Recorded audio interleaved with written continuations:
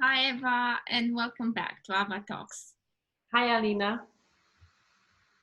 We are now just still going through interesting times, and because we somehow agreed to refer more to what is happening these days rather than stick to the theoretical part of things.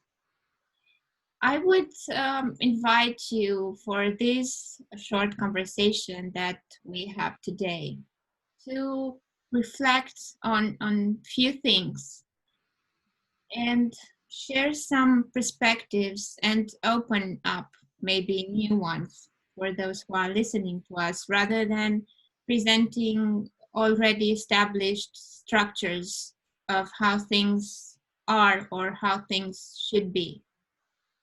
And as we discussed in our previous conversation, that these times are requiring from us a lot more resources than maybe other times in history.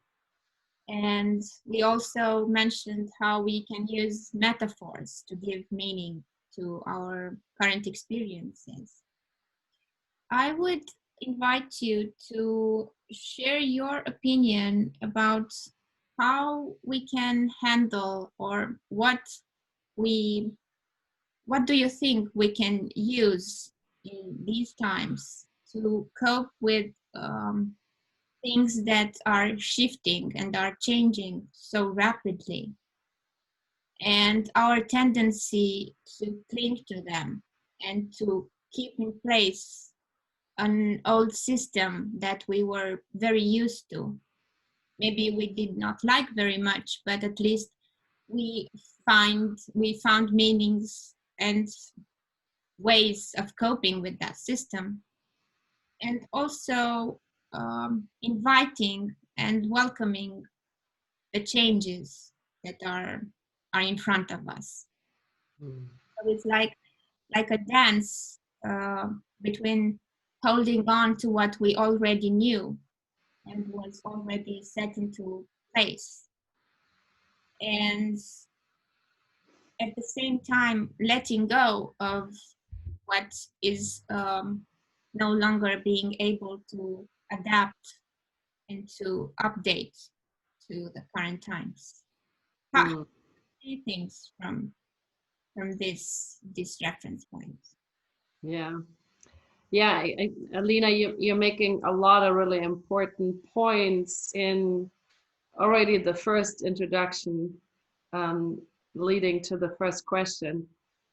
The first thing that comes to my mind is Virginia Satir liked to say when she was working with family systems, helping them to change when there was a desire to change or maybe a need to change, that we have to consider that the pull, the pushing, the pulling towards the familiar, um, and that obviously there's the word of the family in it. The family, the familiar, what is known, is usually stronger than the new. Even though um, I may have an idea that the new is more desirable. So we're actually, in my understanding, we're dealing with a lot of paradoxical truths that are important to practice with.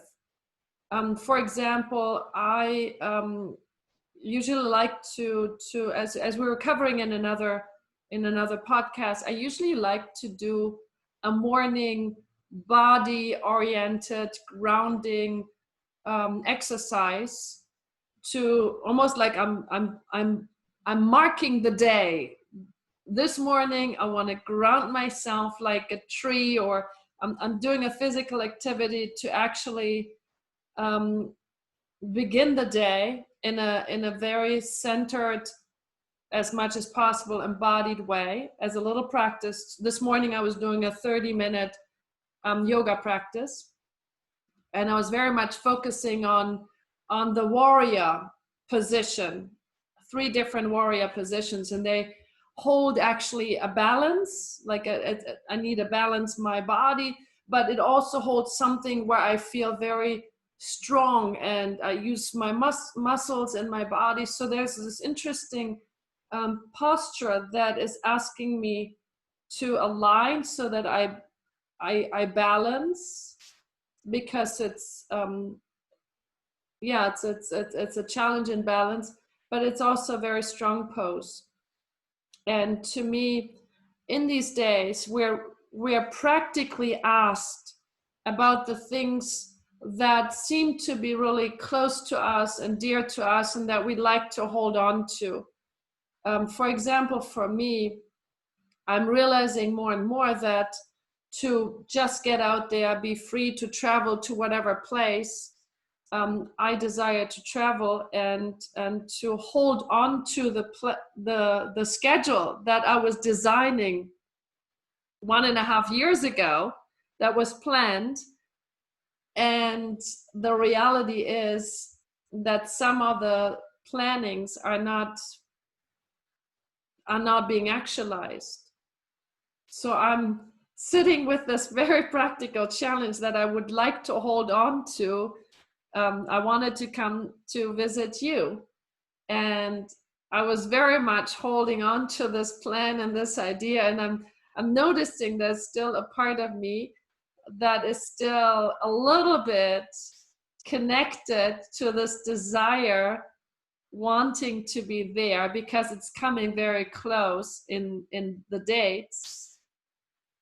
And I'm also already noticing cognitively we had to let it go, but my heart is still peeling the onion of letting go more and more, also on, I want to say, on a physical and also emotional level.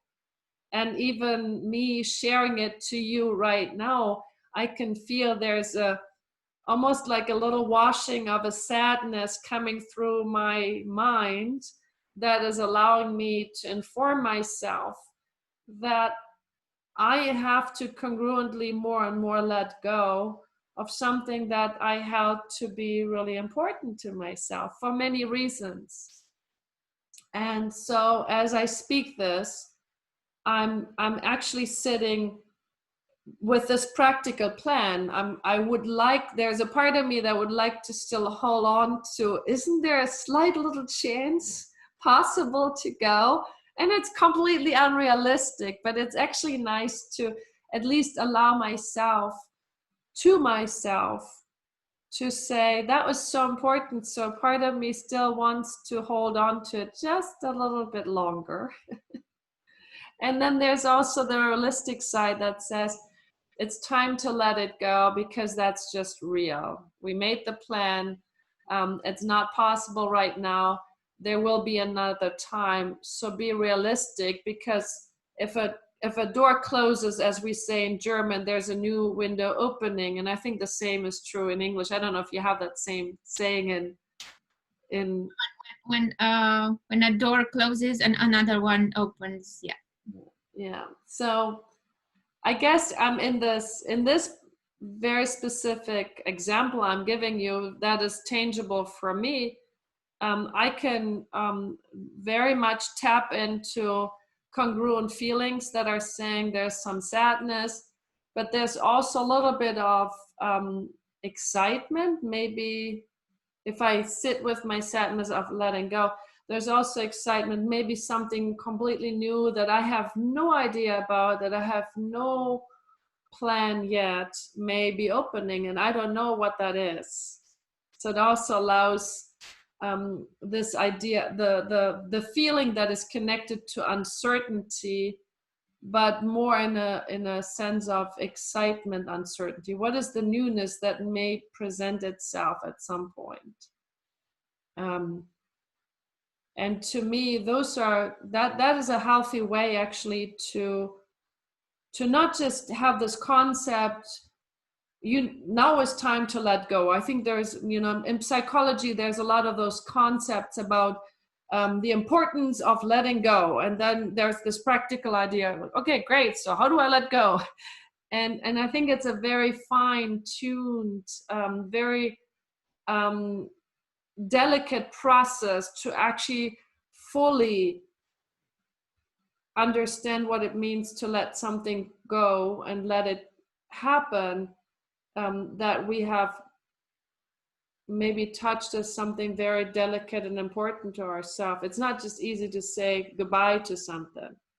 Yeah, I can totally relate to that. And also what you shared about the plans that we had for this time. And actually I already said that I did not know that we would actually need to redo them.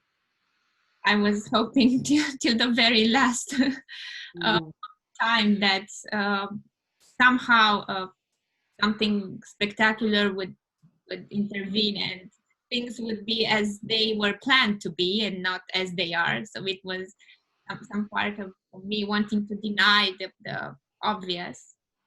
Mm-hmm.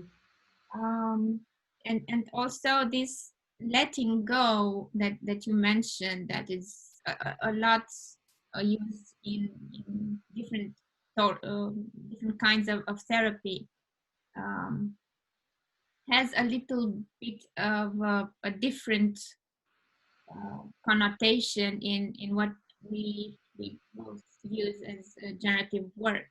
That's actually nothing ever goes away forever or disappears forever.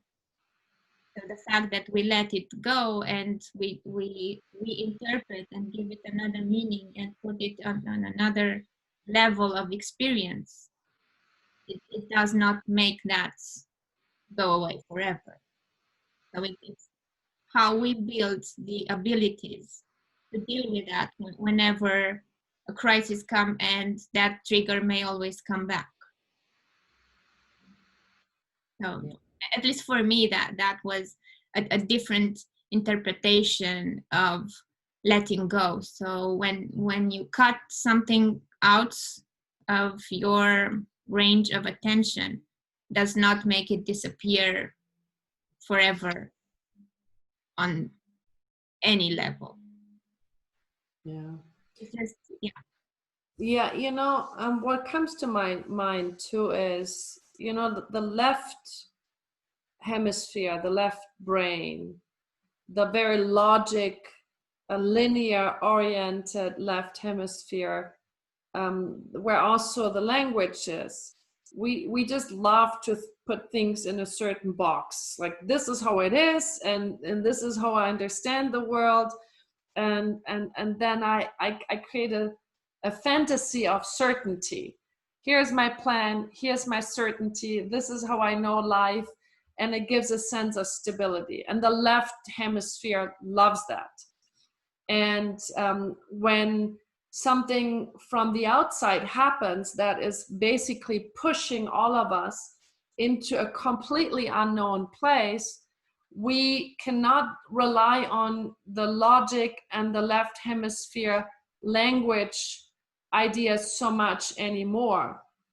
And we need creative new ideas. And that's where we actually have to come from the right hemisphere that has creative ideas, that has a somatic connection, that has also images, where we can go into dreamland and go into another sphere, and also have new ways of creating something that is not already a set in stone script or clear picture.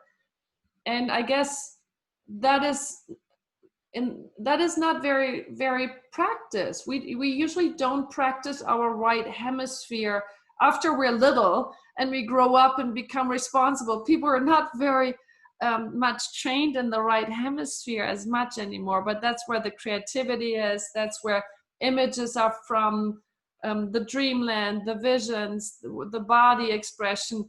I actually noticed as we were having this conversation that me allowing to have a somatic gesture that will show you holding on means is like this. So I'm make a circular movement of my right arm and as if I'm grabbing something that I'm closing my fist to, and I push it to my body, so it's something I want to hold on to tight to my body.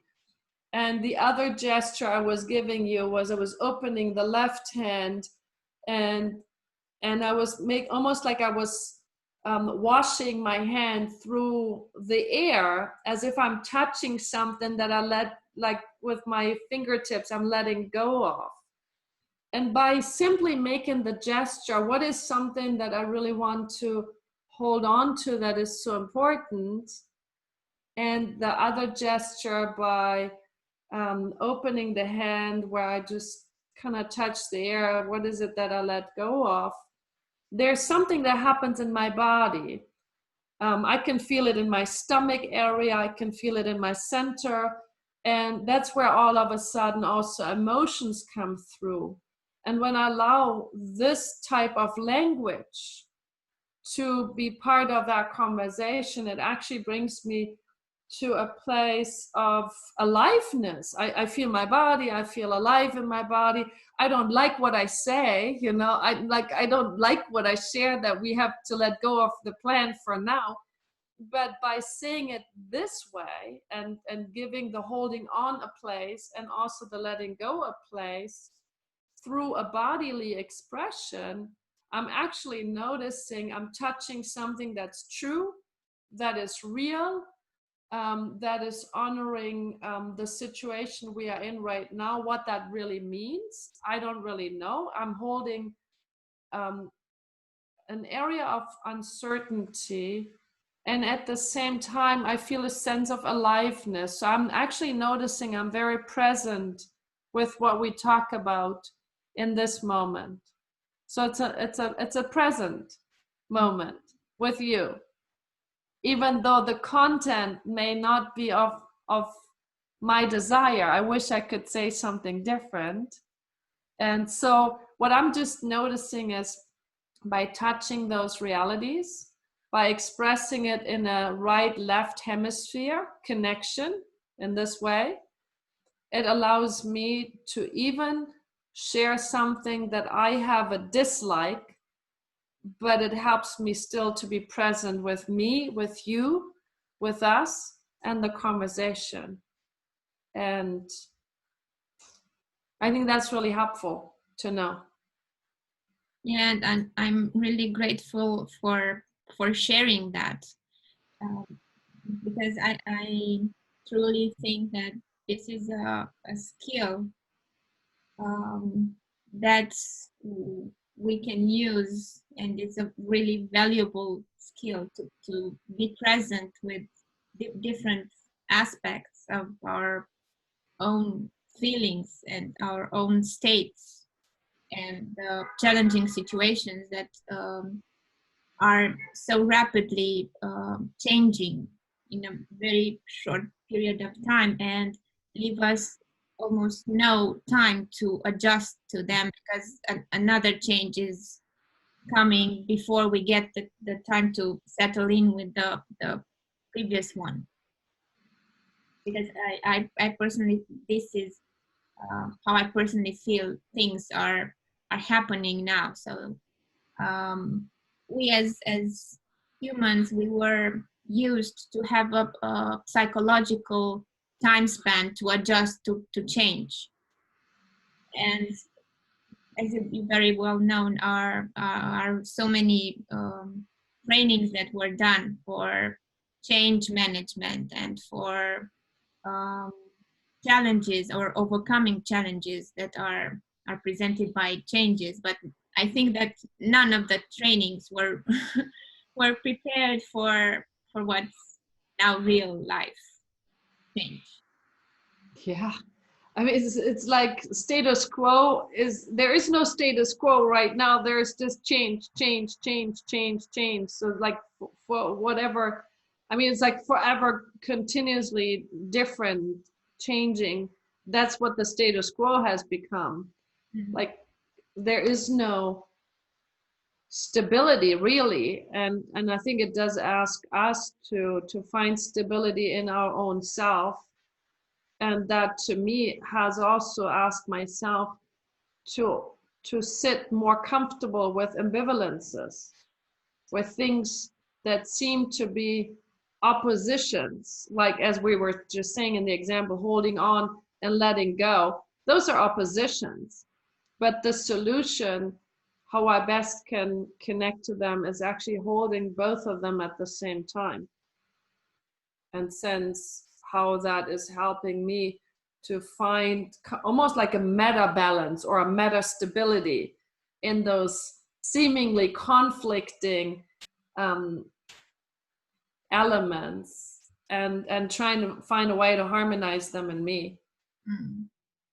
Now, when I'm thinking about the two aspects, what came to my mind was that updates, those updates that are made by our computer softwares. So from time to time, you get notified that your software requires an update, and there are several minor changes, and there's a pager update that needs to be done. So I kind of sort of think of a parallel between what we are experiencing now as changes. So that the smaller changes are getting now to a more significant updates of the system. So Yeah, that's true. and Yeah, what is interesting is when doing those updates is that some of them are still working in the new configuration, and some of them are left out and maybe taken up with another update. So it's like balancing in the moment, the new and the old, the holding on and the letting go in the moment. So the more the updates and the faster they happen, the faster the need to adapt and to identify what to let go and what to hold on to for a specific situation. And for at least as I see things, I think that the intention, the overall intention and the overall goal that one has for a larger time span can be a resource to make the choice between what to hold on to and what to let go at a certain point in time or a given situation. yeah. And I think it's a really important question to really sit with and contemplate on. And I don't think it's there is no easy answer to that. I remember a time when I was between locations. I was from a rented place I used to have that I really loved, and I was making a change to um, a place that I owned, which was a big transition for me, because everything that we do, we have certain ideas, certain stories attached to. For me, a rented place meant a sense of freedom. I don't own it. It's something that I'm free. I can leave anytime. So making that transition from renting to investing to my own place was for me connected to, I had to let go of the freedom, and and and to a certain extent I wanted to hold on to that, and then there was something new that I needed to create. I didn't know what it meant to own my apartment. For my husband, it was exactly the opposite way. For him, it was, thank God we can finally let that go, and we're moving into the stability. Here's the funny thing: in between, the universe was very generous, and it brought us to this experience. The new place wasn't finished; the other one was remodeled. So we had to move out, and there was no new place that was finished. So we were basically practically homeless for 6 months. The prediction was 6 weeks, and then it turned out to 6 months. And so we moved from furniture place to furniture place to furniture place, because they were all limited. And we had to store most of our stuff. And so there's a letting go of all the objects that I thought they're important. They have memories, they're symbols, and all these different things. And to my surprise, they were stored away, and I did not miss a single piece. They were gone for 6 weeks, and then 6 months at the end. And it was almost like Christmas shopping or something as they came back to me. And I realized I could have easily let go of all these many different objects because it was nice things, but I didn't have any stories attached to them anymore. And that was really a nice experience for me. They came back and it was like, okay, great, that's really nice, but I don't feel like I needed to hold on to them because they symbolize something so very, very important to me. But things that we buy can sometimes represent something so important. We attach a story to that. For example, if you know a loved one dies and then we inherit certain objects from them, sometimes we attach to them by saying, oh, I need to hold on to this porcelain piece because it was my grandmother's. And so we attach the whole romantic story of the memories of the grandmother to the porcelain piece. Is that true? Or is it just a representation? Is it just a little symbol? So we have these different ways of how we objectify memories, romantic symbols, and things like that. And I just realized I don't have much attachment to any objects that were part of my decoration of my house. And that was a really interesting lesson for me to learn, because a vase is the vase that is holding flowers, and it's not something special that I feel defined as a person because it represents a certain status or something like that. And so I think letting some things go sometimes, maybe because it just happens because of challenges, about changes in the outside, is sometimes asking us to learn some really good lessons about what it means to not stay attached to certain ideas, because at the end of the day, they're all stories in the mind, and those can be practiced to be more fluid. Mm. And Yeah. and I think that's an important practice to have right now. What does it mean for me, and can I flexibilize that? Can I change it? Yeah. Now, what comes to my mind is a phrase I think from the movie Fight Club, and it says something like the things you own end up owning you. Mhm. And it's related to how we as individuals tend to build identities based on what we possess and what roles we play in certain contexts. And sometimes we identify so much with the possessions and with the objects and with the contexts, but pretty much forget who we really are. Mhm. And at some point, I heard somebody say or ask the question, who are you without everything that you have?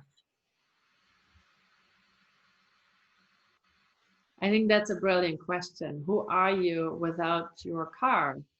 Who are you without your professional status? Who are you without your Gucci handbag, or with your your label clothing? Who are you as a person? Who are you just being you? To me, that's one of the core questions that we are all asked right now. Who are you, and how do you express best that? Mm, And what does it mean to be human?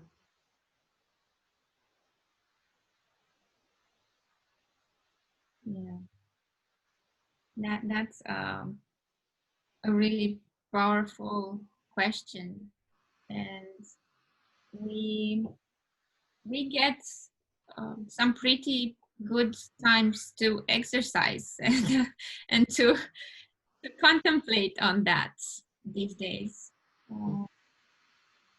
Maybe imposed by the circumstances, or more willingly because of the circumstances. Yeah, so I would like to end the conversation for today, leaving that question open, so that anyone who got to this point of the conversation and listened to what we discussed earlier, to sit in with and contemplate and take in whatever insight that shows up. Yeah, I think it's probably, in summarizing, a really good question to say, what is life asking me right now to let go of? And what would it take for me to really let that go in the most appropriate way, so that I can do it wholeheartedly? And if so, who am I underneath that when I have let that go? Who am I without all of that? And bring light to those difficult questions. And usually it's an inside out answer to that. It's usually a feeling answer. It's not a thought answer. So yeah, let's leave it there.